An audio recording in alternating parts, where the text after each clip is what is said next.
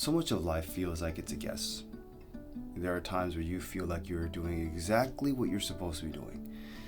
I mean, the lines can't be any straighter. And then there are other times where you either feel like you're quicksand and you're sinking, or you're on a roundabout and you're just turning left. You know, you can peel off at any time to the right, yield off and be on another path. But for what purpose? That something just isn't clicking. And I am convinced that, at least for me, I go through that when I am outputting more than I'm inputting. And because I'm outputting all the time, the problem-solving mechanisms, so to speak, the way in which I handle situations, I feel like it's getting kind of stagnant. I feel like my prowess, so to speak, in problem solving and figuring out solutions is kind of getting delayed. I'm gonna have to input. I have to feed on something.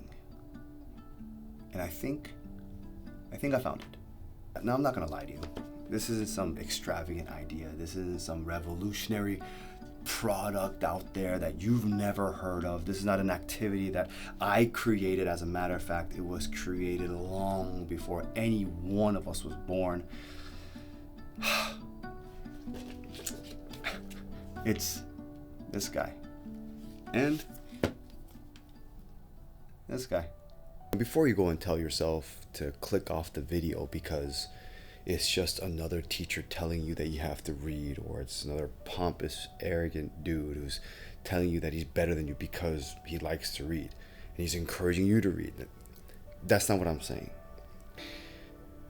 We are told to output.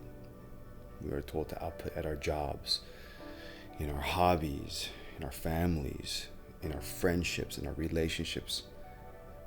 But in order for us to constantly output, we need to constantly be filled. Now, yes, there are different sorts of media that we can indulge ourselves in. Netflix, YouTube, Instagram. But there's a difference between that and reading. Actually, it's a huge difference. Something that reading allows you to do that those things may not do so well. And that's presence.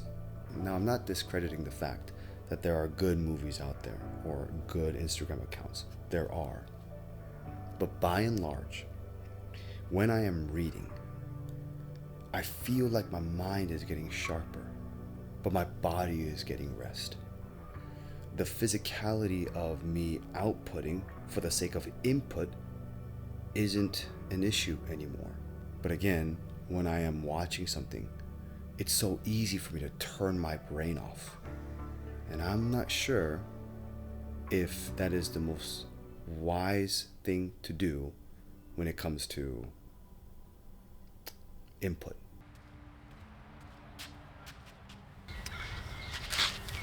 Now that we have that out of the way, here comes the teacher in me. 2 weeks, 30 minutes before bed, for 20 minutes, we read. And then we leave 10 minutes to settle down. The kicker is we don't go back to our phones or tech. It needs to be analog. It needs to be a book, a newspaper, a magazine, or something like a Kindle. No phones, no tablets, no laptops, no PCs. We're trying to figure out what it means to invest in us, even if it's a little part of our day. Now, I can take a wild guess at what you're thinking. This guy lied to us. This guy is trying to wean us off our tech, our phones. He's just another one of those. I'm not trying to wean you off tech. I'm not trying to tell you that screens are bad. We just need that to happen in order for us to achieve what we're trying to achieve. And what are we trying to achieve?